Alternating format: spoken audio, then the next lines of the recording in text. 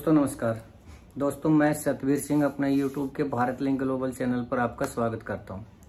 दोस्तों मैंने अपने पिछले एक दो वीडियो में ये कहा था कि जैसे ही भूपेंद्र हुड्डा जी का कद कांग्रेस के अंदर बढ़ा है, उसी टाइम से बीजेपी हमलावर हो चुके हैं भूपेंद्र हुड्डा जी के ऊपर। और इसके लिए मैंने आपको एक उदाहरण भी दिया था कि Punjab and Haryana high court ने एक ऐसा मामला दायर किया है, सीबीआई ने याचिका दायर की है, जो कि कई साल पहले Punjab and Haryana high court ने उसके ऊपर सटे लगा दिया था और आज तक वो ठंडे बस्ते में पड़ा हुआ था। लेकिन जैसे ही भूपेंद्र हुड्डा के पास कांग्रेस की बागडोर आई, उसी टाइम बीजेपी को लगा कि अब इनका जो कद है वो जाट बेल्ट में ज्यादा बढ़ जाएगा और उसने अपने हमले कर दिए तेज।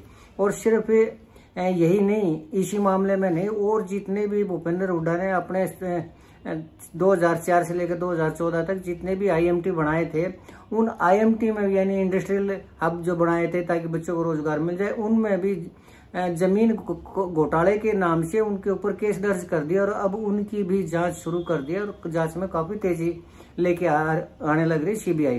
तो कुल मिला के कहने का मतलब ये है कि जब बीजेपी को ये लगने लग रहा है कि अब भूपेंद्र हुड्डा का ज्यादा कद बढ़ेगा और जाट बेल्ट विशेष रूप से जो रोहतक बेल्ट है उसके आसपास जो है वो बीजेपी के लिए मुश्किल खड़ी हो सकती है, तो अब उसने टारगेट बना लिया है कि भूपेंद्र हुड्डा को किसी भी तरीके से जेल भेजा जाए, ताकि ये जो जाट बेल्ट है, इस जाट बेल्ट में जाट कम्युनिटी है वो या तो बीजेपी के साथ जुड़ जाए, और अगर वो बीजेपी के साथ नहीं जुड़ती तो फिर वो अभय चौटाला जी के साथ जुड़ जाए। और वक्त आने पे बीजेपी की ये सोच है कि जिस प्रकार जेजेपी ने बीजेपी का साथ दिया था, उसी तरह वो साथ ले लेगी अभय चौटाला जी का भी, और वो अपनी सरकार बना लेगी। तो कुल मिला के ये है दोस्तों कि अब सिर्फ एक टारगेट है बीजेपी का, सीबीआई के थ्रू या ईडी के थ्रू, कि किसी तरह जाट कम्युनिटी से यानी जाट बेल्ट से भूपेंद्र हुड्डा को खत्म किया जाए, जाट कम्युनिटी को उससे दूर किया जाए, और उसके लिए वो प्रयास कर रही है। खैर दोस्तों, तो अब दोस्तों सवाल ये उत्पन्न होता है कि क्या बीजेपी अपने इस मकसद में कामयाब हो जाएगी और वो भूपेंद्र हुड्डा को जेल भेज देगी? और अगर भूपेंद्र हुड्डा जेल चले जाते हैं तो क्या जाट कम्युनिटी उनसे दूर होकर नहीं या तो बीजेपी के पास चली जाएगी या अभय चौटाला जी के पास चली जाएगी क्या? तो आज हम इसी के ऊपर चर्चा करना चाहेंगे। पहली बात तो ये है दोस्तों कि 1 साल हो चुका है हरियाणा विधानसभा के चुनाव को और बाकी बचे 4 साल। तो अभी जो Punjab and Haryana high court में सीबीआई ने याचिका दायर की है, उसके ऊपर अभी नोटिस जारी किया है हाई कोर्ट ने, और 27 अक्टूबर उसकी तारीख, सुनवाई की तारीख। तो उसके बाद फिर भूपेंद्र हुड्डा जी का जवाब जाएगा, फिर नोटिस जाएगा यानी अगली तारीख लगेगी, फिर उनका कोई जवाब जाएगा, फिर हाई कोर्ट उसे सहमत होगी या नहीं होगी, फिर सबूत पेश किए जाएंगे, यानी आगे तारीख बढ़ती जाएगी। यानी जो कोर्टों का जो अपना मनपसंद जो खेल होता है, तारीख पर तारीख, तारीख पर तारीख, वो चालू हो जाएगा।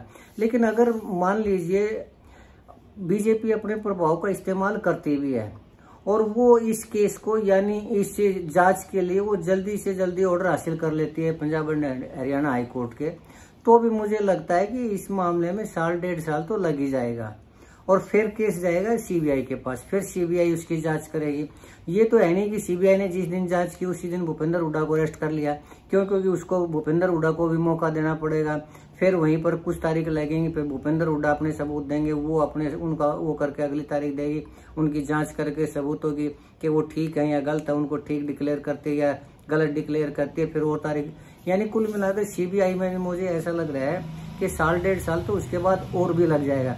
यानी कुल मिला के कहने का तात्पर्य ये है कि आज के बाद भी कम से कम 2 से 3 साल तो इस मामले में लग जाएंगे भूपेंद्र हुड्डा को जेल भेजने के मकसद में। तो 2 से 3 साल अगर लग जाएंगे, तो 1 साल पहले जा चुका है, तो कम से कम 4 साल, 3 से 4 साल तक का टाइम निकल जाएगा। फिर टाइम बचेगा 1 साल का, 1 साल का लगा लीजिए, 1.5 साल का लगा लीजिए। और अगर ऐसे उसमें भूपेंद्र हुड्डा को बीजेपी यानी सीबीआई भेजती है जेल, तो पहली बात तो ये है कि इलेक्शन नजदीक आ जाएंगे तो ये सहानुभूति की जो लहर है इसको एक राजनीतिक साजिश करार दिया जाएगा और जनता भी मानेगी कि ये एक राजनीतिक गिरफ्तारी है। और जो जाट कम्युनिटी है वो भूपेंद्र हुड्डा से जो थोड़ी बहुत दूसरी पार्टियों में बीजेपी में या चौटाला के साथ या किसी और दूसरे के साथ चली भी गई है तो वो वापिस लौट कर आज एक भूपेंद्र हुड्डा के पास ही आएगी। क्यों? क्योंकि जाट कम्युनिटी है वो हमेशा ही जब उसको ये लगता है कि किसी एक आदमी को तंग किया जा रहा है, प्रताड़ित किया जा रहा है, उसके ऊपर अत्याचार हो रहा है, तो जाट कम्युनिटी खुलकर उसके साथ खड़ी होती है।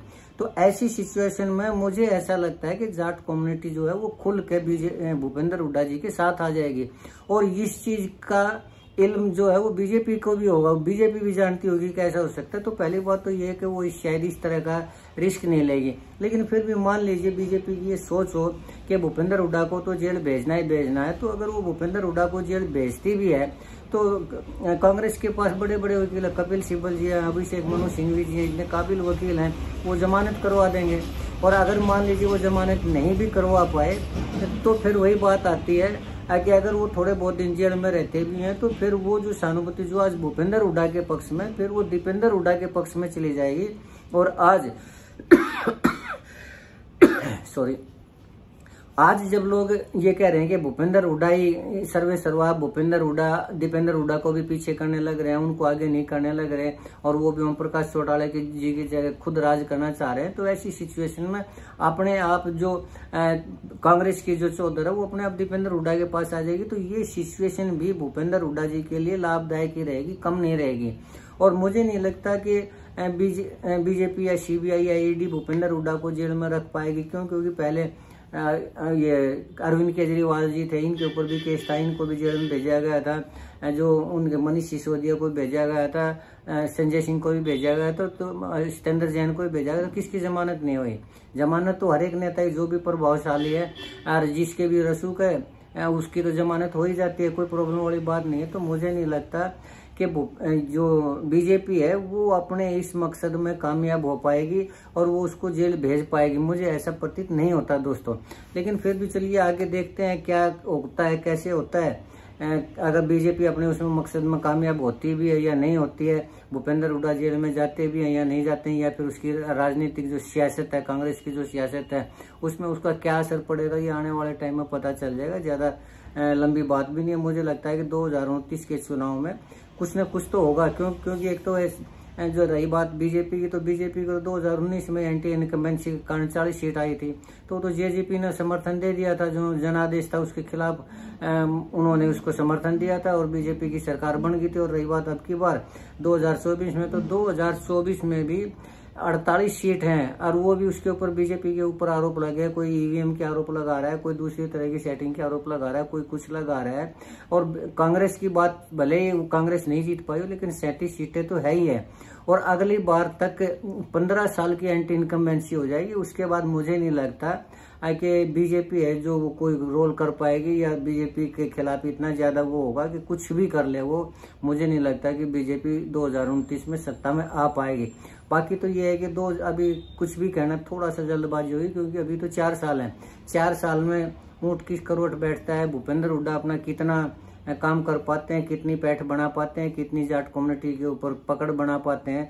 और अभय चौटाला जी भी प्रयास करने लग रहे हैं। तो अभय चौटाला जी जाट कम्युनिटी, उनकी राजनीति भी जाट कम्युनिटी की है, तो वो जाट कम्युनिटी के अंदर अपनी कितनी पकड़ बना पाते हैं, लोग उनके ऊपर कितना भरोसा कर पाते हैं, ये आने वाले टाइम में पता चलेगा। क्योंकि अभी 4 साल है इस चीज में। 4 साल एक लंबा टाइम होता है और 4 साल में कोई भी अप्रत्याशित घटना घट सकती है, किसी पार्टी से कोई राजनीतिक भूल हो सकती है, या फिर अगर 2029 के चुनाव में हरियाणा विधानसभा के चुनाव से पहले लोकसभा के चुनाव होंगे और किसी वजह से अगर लोकसभा के चुनाव में मोदी जी अगर वो उम्मीदवार बदल दिया जाता है या बीजेपी की सत्ता अगर नहीं आती, तो हरियाणा में ऑटोमेटिकली बीजेपी की सत्ता खत्म हो जाएगी। क्योंकि हरियाणा बीजेपी है वो मोदी से, यानी खट्टर साहब है वो मोदी के कारण है। और अगर मोदी जी प्रधानमंत्री पद की दावेदारी उनकी नहीं रहती है, वो हार जाती है, तो ऑब्वियसली उसका हरियाणा की सत्ता के ऊपर प्रभाव पड़ेगा ही पड़ेगा, हर हालत में पड़ेगा। ये इस चीज में किसी भी तरह की कोई भी दो राय नहीं है। लेकिन खैर दोस्तों, अब जो भी है जैसा भी है, आने वाले टाइम में इस चीज का पता लग जाएगा। लेकिन मुझे कुल मिला के लग रहा है कि भूपेंद्र हुड्डा के लिए आने वाला टाइम प्लस में ही रहेगा, माइनस में नहीं रहेगा। तो आज के लिए इतना ही दोस्तों। मुझे उम्मीद है कि आपको मेरा ये विश्लेषण पसंद आया होगा। अगर आपको लगता है कि मेरी विवेचना ठीक है तो मैं आपसे प्रार्थना करना चाहूँगा कि आप मेरे इस वीडियो को लाइक करें, शेयर करें, कमेंट करें दोस्तों, और हाइप जरूर करें। और चलते चलते आपसे एक निवेदन करना चाहूँगा कि आप मेरे इस चैनल को सब्सक्राइब जरूर करें ताकि मेरा हौसला बढ़ता रहे। और आपका इसमें कोई पैसा लगता नहीं, कोई खर्च होता नहीं, तो इसलिए आपसे विशेष निवेदन करना चाहूँगा कि मेरे चैनल को सब्सक्राइब जरूर करें दोस्तों। आपने मेरा ये वीडियो देखा, इसके लिए आपका बहुत बहुत धन्यवाद। नमस्कार, जय हिंद, जय भारत।